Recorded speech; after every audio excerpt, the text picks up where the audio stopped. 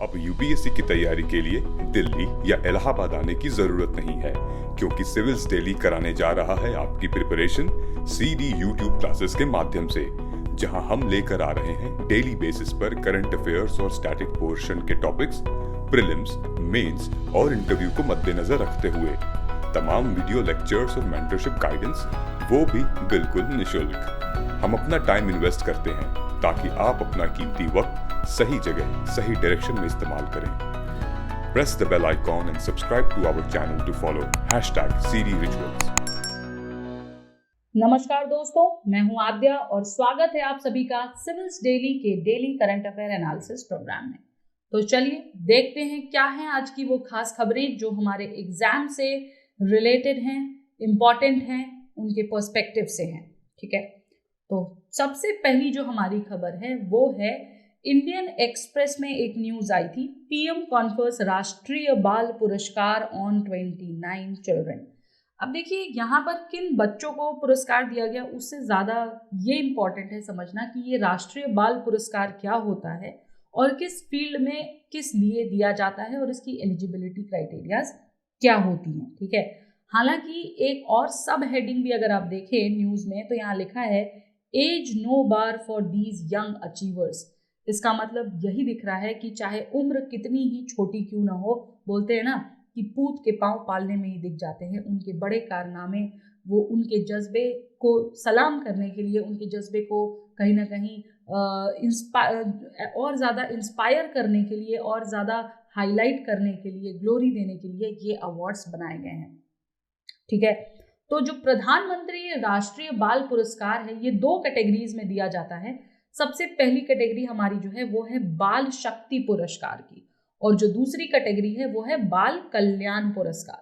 बाल शक्ति पुरस्कार की अगर हम बात करें तो ये गवर्नमेंट ऑफ इंडिया द्वारा हर वर्ष उन बच्चों को दी जाती है जिनके अचीवमेंट्स जो हैं वो एक्सेप्शनल एरिया में रिकॉग्नाइज किए जाते हैं। और ये जो अचीवमेंट्स हैं इनके, ये किसी भी फील्ड के हो सकते हैं, ये इनोवेशन से हो सकते हैं, स्कॉलस्टिक अचीवमेंट से हो सकते हैं, सोशल सर्विस से हो सकते हैं, आर्ट, कल्चर, स्पोर्ट्स या फिर ब्रेवरी से भी हो सकते हैं। ठीक है, शक्ति लिखा है, दैट डजंट मीन कि ओनली ब्रेवरी होगा या वीरता का प्रदर्शन होगा। ठीक है, ये जितने भी जो क्राइटेरियाज है इनको देख लीजिएगा।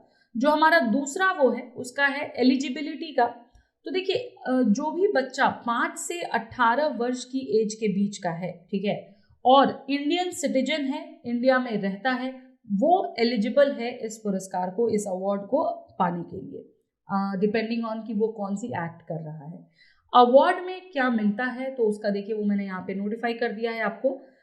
कैश प्राइज दिया जाता है लगभग 1 लाख रुपए का, और बुक वाउचर्स होते हैं 10,000 रुपए के, along with the certificate and citation. ठीक है, तो ये होता है हमारा बाल शक्ति पुरस्कार।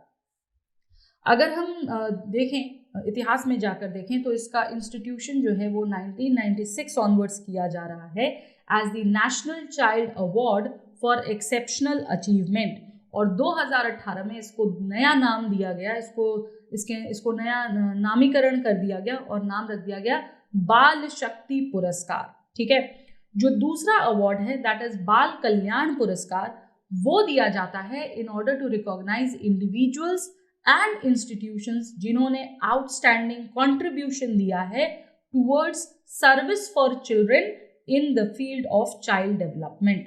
ये क्राइटेरिया बहुत इंपॉर्टेंट है, इसको नोट डाउन कर लेना।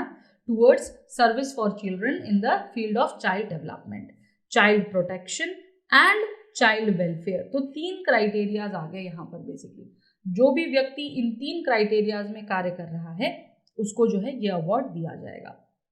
एलिजिबिलिटी क्राइटेरिया की अगर हम बात करें तो इसके अंतर्गत वो इंडिविजुअल्स आते हैं, पहला जो इंडियन सिटीजन है, दूसरा जो इंडिया में रिसाइड करते हैं, और तीसरा कि they should have attend the age of 18 years और अबव, यानी वो 18 वर्ष से ऊपर के होने चाहिए। ठीक है, और he she should have work for the cause of children for not less than 7 years, कम से कम 7 ईयर्स जो है उन्हें सर्व किया जाना चाहिए। ठीक है, मतलब 7 साल की इन दिस रिस्पेक्टिव फील्ड जो है उनकी सर्विस होनी चाहिए। अब जो इंस्टीट्यूशन है ये इंस्टीट्यूशन एंटायरली गवर्नमेंट द्वारा फंडेड नहीं होता है, ठीक है।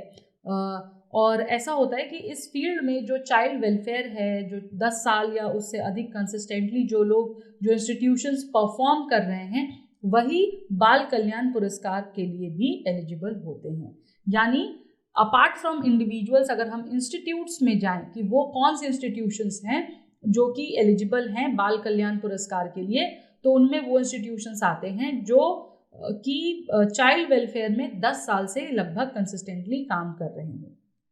अवार्ड स्वरूप अगर हम देखें तो यहाँ पे 2 क्राइटेरियाज हो जाते हैं, जैसा कि इंडिविजुअल और इंस्टीट्यूशन 2 चीज़ें हैं, तो along with cash prize 1 lakh और 5 लाख रिस्पेक्टिवली। अगर इंडिविजुअल को दिया जा रहा है तो 1 लाख रुपए, और अगर इंस्टीट्यूशन को दिया जा रहा है तो 5 लाख रुपए की राशि दी जाती है।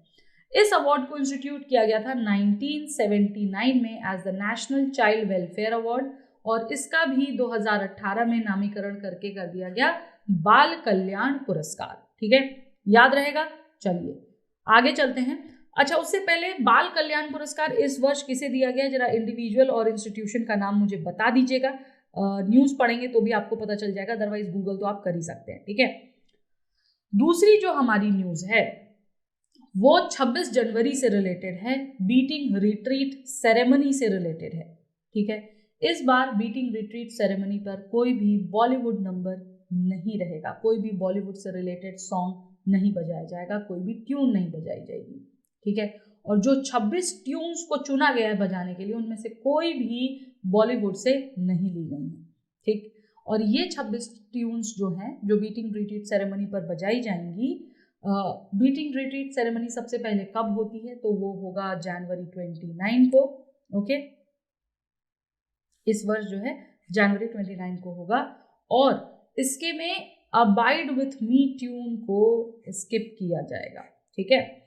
बीटिंग रिट्रीट फंक्शन की अगर हम बात करें तो सबसे पहले इंपॉर्टेंट है कि बीटिंग रिट्रीट आखिर है क्या, ठीक है। तो देखिए, बीटिंग रिट्रीट जो है ये सेंचुरीज ओल्ड मिलिट्री ट्रेडिशन है, जहां पर जो ट्रूप्स होते हैं वो फाइटिंग को, जो युद्ध होता है उसको सीज करते हैं, ठीक है, अपनी आर्म्स को नीचे रख देते हैं और विड्रू कर लेते हैं, अपने आप को वापस ले लेते हैं फ्रॉम दी बैटलफील्ड, और अपने कैंप्स में आ जाते हैं एट दी सनसेट, सूर्यास्त के समय। ये तो आपको पता ही होगा, राइट। तो इस समय जब ये सूर्यास्त को आते हैं तो इनको एक साउंडिंग दी जाती है रिट्रीट के लिए, एक सिग्नल दिया जाता है कि भाई अब शाम हो गई है, अब बस अब वापस आप अपने खेमों में आ जाइए। ये मिलिट्री ट्रेडिशन जो है आपका, ये 17वीं सेंचुरी से इंग्लैंड में जो है शुरू था, जब किंग जेम्स II जो है उन्होंने ऑर्डर किया था अपने ट्रूप्स को to beat the drums, lower their flags और organise a parade to announce the end of the day of combat, कि भाई आज के दिन का हो गया, वापस चलते हैं, कल फिर लड़ने आएंगे, ठीक है। तो ये होती है हमारी बीटिंग रिट्रीट, ओके। इस सेरेमनी को पहले जो है वॉच सेटिंग कहा जाता था, वॉच सेटिंग या सन सेटिंग भी आप कह सकते हो, ठीक है। लेकिन और ये जो वॉच सेटिंग है ये सनसेट के टाइम पर ही होती थी, और एक सिग्नल जो है वो डाल दिया जाता था कि भाई ये हो गया, अब इस सिग्नल के बाद कोई युद्ध नहीं करेगा, ठीक है। और ये सेरेमनी आज भी आर्म्ड फोर्सेस द्वारा अपनाई जाती है, और वो आर्म्ड फोर्सेस हैं UK, US, Canada, New Zealand, Australia, India among others, ठीक है। अब प्रश्न आता है कि भाई भारत में ये सेरेमनी कैसे शुरू हुई, ठीक है। तो देखिए, जो बीटिंग द रिट्रीट है उसका इमर्जेंस इंडिया में एज अ नेशनल पराइड शुरू किया गया, जब कलर्स और स्टैंडर्ड्स जो हैं वो परेडेड किए जाने लगे। इस सेरेमनी की जो ओरिजिन है अगर हम इंडिया में देखें तो अर्ली 1950 से देखी जाती है, जब मेजर रॉबर्ट्स इंडियन आर्मी के मेजर थे, उन्होंने इंडिजीनियसली डेवलप किया था इस सेरेमनी को by the displaying massed bands आपको पता होगा, बैंड्स इस टाइम पर जो है वो डिस्प्ले करते थे। और सेक्शन B सेरेमोनियल्स जो है मिनिस्ट्री ऑफ डिफेंस में, वो इस पूरे इवेंट को कंडक्ट कराते हैं। तो ये एक इम्पॉर्टेंट क्वेश्चन है, ऑब्जेक्टिव क्वेश्चन है कि भाई ये इवेंट कौन कंडक्ट कराता है, तो मिनिस्ट्री ऑफ डिफेंस कंडक्ट कराता था, ठीक है। और ये जो पूरी की पूरी सेरेमनी है इसमें म्यूजिकल परफॉर्मेंसेज होती हैं बैंड्स की, जो हर साल आते हैं इंडियन और वेस्टर्न ट्यून्स पर बैंड का जो है प्रदर्शन करते हैं, और उनमें से कोई एक जो है वो बेस्ट बैंड भी पाया जाता है, उसे बेस्ट बैंड के खिताब से नवाजा भी जाता है। बहुत सारे स्कूल्स वगैरह भी इसमें पहले पार्टिसिपेट करते थे, ठीक है, और अभी भी करते हैं, ऐसा नहीं कि अब नहीं करते हैं। तो बहुत सारे मतलब बैंड्स आते हैं यहाँ पर। ये जो पूरा इवेंट है इसकी 360 डिग्री कवरेज जो है इस वर्ष दूरदर्शन यानी डीडी न्यूज़ जो है वो प्लान कर रहा है, ठीक है। बहुत बड़ी बात है, 360 डिग्री कवरेज करना is a good, like it's a very major and good step कह सकते हैं, ठीक है। तो ये पूरी बीटिंग रिट्रीट सेरेमनी का किया जाएगा, ओके। अब देखिए ये जो टैब्ल्यूक्स आप देख सकते हो इमेजेस में 1 2 3 4 में आप देख सकते हो, ये ऐसे टैब्ल्यूक्स जो है वो भी निकाले जाते हैं, ठीक है। तो आपसे मेरा एक क्वेश्चन है यहाँ पर कि भाई जो ये रिपब्लिक डे परेड होती है ना, मैंने आपको बैंड का तो बता दिया कि कौन मैनेज करता है। अब आप मुझे सर्च करके बताइए, या अगर आपको पता है तो बताइए कमेंट सेक्शन में लिखकर कि ये पूरा का पूरा जो रिपब्लिक डे परेड है ये कौन मैनेज करता है, कौन सी मिनिस्ट्री है, कौन सा डिपार्टमेंट है, कौन सा व्यक्ति है, जो भी है वो कौन मैनेज करता है, किसकी देखरेख में ये पूरी रिपब्लिक डे परेड ऑर्गेनाइज होती है। और दूसरा जो प्रश्न यहाँ पर इंपॉर्टेंट उठता है वो ये कि ये जो टैब्लुक्स हैं इन्हें कैसे सिलेक्ट किया जाता है। तो टैब्लुक्स का मैं आपको बता रही हूँ, रिपब्लिक डे परेड का आप मुझे बताइएगा। तो देखिए जो डिफेंस मिनिस्ट्री है वो एक कमेटी कॉन्स्टिट्यूट करती है, एक एक्सपर्ट कमेटी लाई जाती है जिसमें जो इंडिविजुअल्स होते हैं वो डिस्टिंग्विश्ड पर्सनालिटीज होते हैं from the field of art, culture, painting, sculpture, music, architecture, choreography etcetera.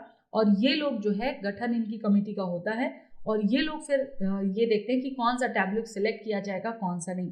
और इस वर्ष अभी कल परसों की न्यूज़ में मैंने आपको बताया था कि कौन सा स्टेट है जिसे रिजेक्ट किया गया है, ये मैंने पूरी न्यूज़ कवर की थी। जरा फटाफट से मुझे याद दिला दीजिए, मुझे एक बार कमेंट सेक्शन में लिखकर कि कौन से स्टेट हैं, विच स्टेट्स टैब्लुक्स जो है वो रिजेक्ट किए गए हैं। और इस पर जो है पूरा एक न्यूज़ भी था, ठीक है। तो इसको जरा बता दीजिए, मुझे याद तो होगा ही आपको।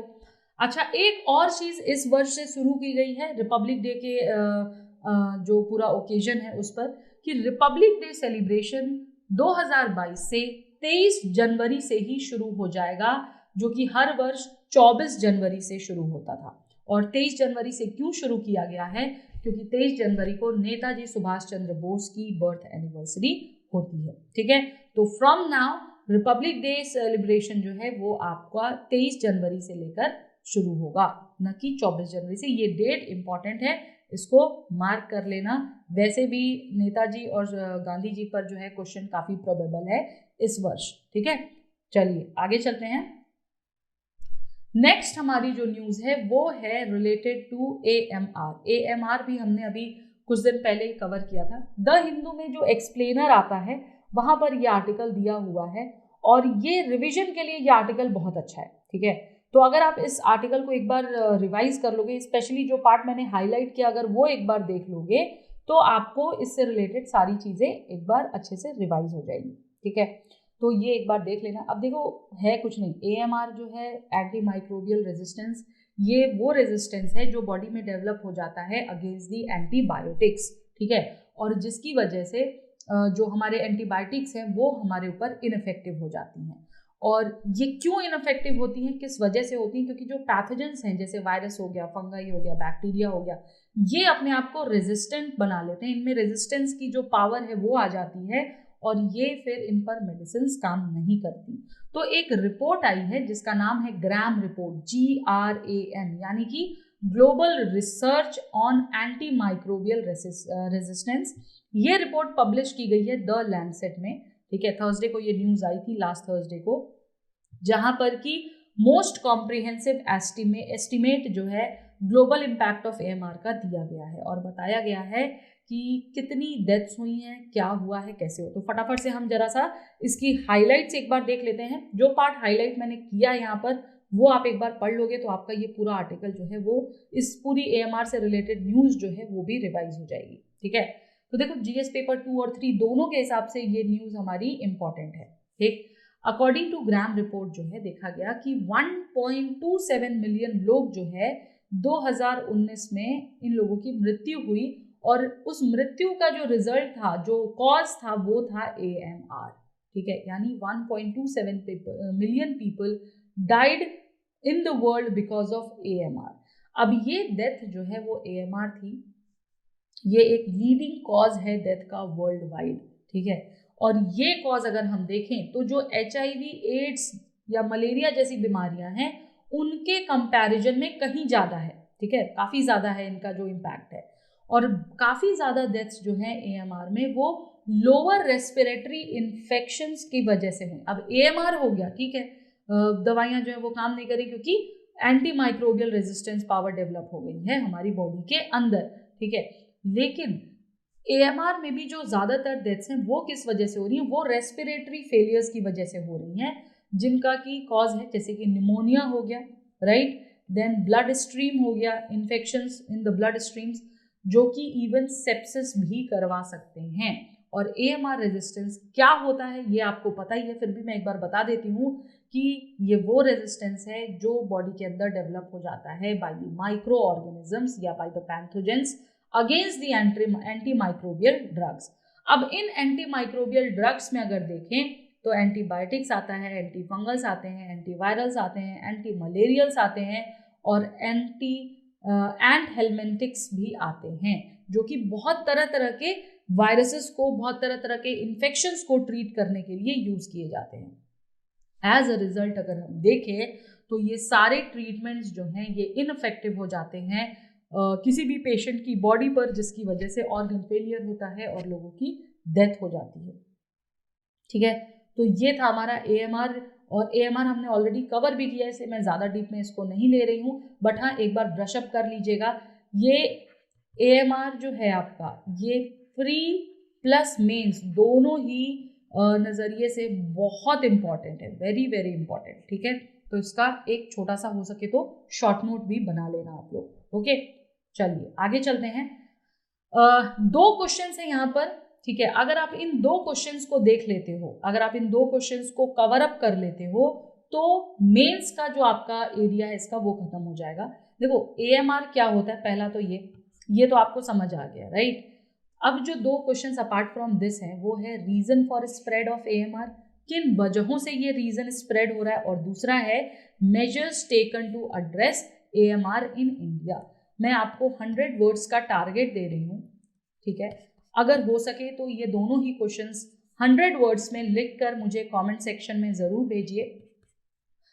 ये मेंस के लिए बहुत इंपॉर्टेंट है गाइस, बहुत ज़्यादा इंपॉर्टेंट है। और ये मान के चलो कि ये जो 100 वर्ड्स आप लिखोगे ना, मुझे जो आप भेजोगे कमेंट सेक्शन में लिख करके, मैं इसको रिव्यू ज़रूर करूँगी।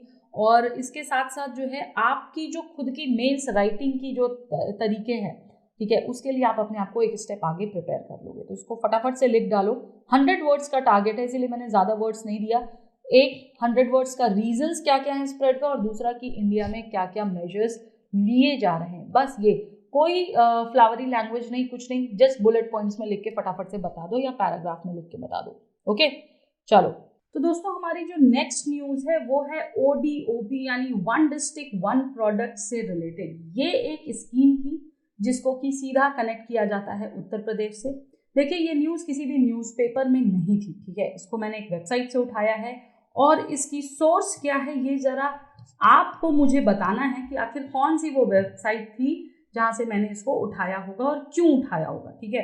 अक्सर हम लोग वहाँ से न्यूज़ उठाते हैं क्योंकि गवर्नमेंट की सारी इंफॉर्मेशन स्कीम्स वगैरह जो है वहाँ पर सबसे पहले जाती है, गवर्नमेंट सोर्स है, ठीक है। तो बताइए ज़रा क्या सोर्स है, देखिए कितने अवेयर हैं आप लोग, ओके। तो देखो ODOP जो है ये इसलिए न्यूज़ में था क्योंकि एक स्टेट कॉन्फ्रेंस जो है इनिशिएटिव लिया गया कि स्टेट कॉन्फ्रेंस जो है उसको हेल्ड किया गया था by the department for promotion of industry and internal trade, ठीक है, जिसको हम DPIIT भी कहते हैं। अब देखिए इंपॉर्टेंट यहाँ पर ये नहीं कि स्टेट कॉन्फ्रेंस हुआ क्या हुआ, नहीं, इंपॉर्टेंट है हमारी जो पर्टिकुलर स्कीम है, वन डिस्ट्रिक्ट वन प्रोडक्ट की स्कीम है। तो थोड़ी सी की हाईलाइट्स इसके बारे में थोड़ी सी जानकारी जान लेते हैं, क्योंकि हो सकता है प्रीलिम्स में क्वेश्चन यहाँ से पूछ दिया जाए, ठीक है, या इवन मेंस में भी। आपको तो पता ही है डायरेक्ट स्कीम से क्वेश्चंस पूछे जाते हैं मेंस एग्जाम में। तो देखो जो ODOP है ये सुपर हेड की गई थी, ये पूरा का पूरा जो इनिशिएटिव था, जो स्कीम थी by the government of Uttar Pradesh 2018 में। और इसे एक इम्पॉर्टेंट इनिशिएटिव भी माना जाता है। क्यों? क्योंकि उत्तर प्रदेश के बाद धीरे धीरे पूरे देश में जो है इसे जो है अडॉप्ट किया जाने लगा और इसके पोटेंशियल को भी समझा जाने लगा। अब ODOP इनिशिएटिव के तहत देखा जाता है कि जो ट्रांसफॉर्मेशनल स्टेप हैं, ठीक है, टूवर्ड्स रियलाइजिंग जो कि true potential of a district, किसी भी शहर का, किसी भी डिस्ट्रिक्ट का जो ट्रू पोटेंशियल है वो कैसे रियलाइज किया जाए। वो फ्यूल इकोनॉमिक ग्रोथ से रिलेटेड हो सकता है, वो एम्प्लॉयमेंट जनरेशन से रिलेटेड हो सकता है, या फिर वो रूरल एंटरप्रेन्योरशिप से भी रिलेटेड हो सकता है, ठीक है। और इसीलिए ODOP को ऑपरेशनली मर्ज किया जाता है डिस्ट्रिक्ट एज एक्सपोर्ट हब्स के साथ, ठीक है। ये डिस्ट्रिक्ट एज एक्सपोर्ट हब भी जो है एक इनिशिएटिव है और इसके साथ मर्ज करके इसको देखा जाता है by the DPIIT as a major stakeholder. जो मेन फिलॉसफी है यहाँ पर ODOP की वो ये है कि आपको एक ब्रांड सेलेक्ट करनी है, उसको प्रमोट करना है, उसका एक प्रोडक्ट उठाना है और हर एक डिस्ट्रिक्ट का, भारत की हर एक डिस्ट्रिक्ट का एक प्रोडक्ट ऐसा होना चाहिए जिसकी अपने आप में कुछ खास फीचर्स हैं, कुछ खास कैरेक्टरिस्टिक्स हैं जो कि प्रॉफिटेबल ट्रेड डेवलप कर सकती है, एम्प्लॉयमेंट जनरेट कर सकती है। तो इन शॉर्ट ODOP ना सिर्फ इकोनॉमिक ग्रोथ से रिलेटेड है बल्कि ODOP का बहुत बड़ा जो टारगेट है वो एम्प्लॉयमेंट जनरेशन भी है, ठीक है। कई बार जो है आपसे पूछा जाता है कि भाई इसका ऑब्जेक्टिव क्या होगा, तो उसका ऑब्जेक्टिव सिर्फ और सिर्फ ट्रेड या इकोनॉमिक ग्रोथ तक नहीं है बल्कि एम्प्लॉयमेंट जनरेशन भी है, ये ध्यान रखिएगा, ठीक है। ओके गाइज, तो ये थी आज की कुछ खास खबरें। आई होप आपको समझ आ गई होंगी और अगर आप हमारे साथ नहीं जुड़े हैं तो फटाफट से YouTube के माध्यम से डेली #CD रिचुअल्स पर जुड़ जाइए जहां हम तमाम क्लासेस आपके लिए लेकर आते हैं, ठीक है। और आंसर राइटिंग आप कर रहे होंगे, मुझे इसकी उम्मीद है, लेकिन उससे ज़्यादा प्रैक्टिस करिए। जो भी टॉपिक मैं आपको रोज़ देती हूँ उस पर ज़रूर 100 से 200 वर्ड्स लिखने की कोशिश करिए क्योंकि यही चीज़ें आपको हेल्प करेंगी। और याद रखिएगा, आपको सिर्फ प्रीलिम्स क्लियर नहीं करना है, आपको टॉप रैंकिंग्स में, टॉप 100s में स्कोर लाना है, अपनी रैंक बनानी है और उसके लिए आपको प्रैक्टिस करनी पड़ेगी, ठीक है। तो अपने फीडबैक हमें दीजिए, जो क्वेश्चंस मैंने पूछे उनके आंसर्स दीजिए। आई नो आज मैंने आपसे कोई भी बहुत ऑब्जेक्टिव टाइप क्वेश्चन नहीं पूछा, लेकिन कोई बात नहीं, मेंस का जो क्वेश्चन पूछा है वो ज़रूर लिखिएगा, अदरवाइज आपकी जो तैयारी है उसमें कहीं ना कहीं जो है मैं नहीं चाहती कि ब्रेक लगे और मैं चाहती हूँ कि बहुत अच्छी रहे। तो उसको लिखते रहिए, प्रैक्टिस करते रहिए गाइस, ठीक है। तो चलिए कल फिर मिलेंगे इसी वक्त पर, तब तक के लिए नमस्कार, जय हिंद, जय Bharat. And yes, do not forget to like, subscribe and comment. Thank you so much guys. Subscribe to our YouTube channel and press the bell icon on the YouTube app and never miss another update from Civils Daily.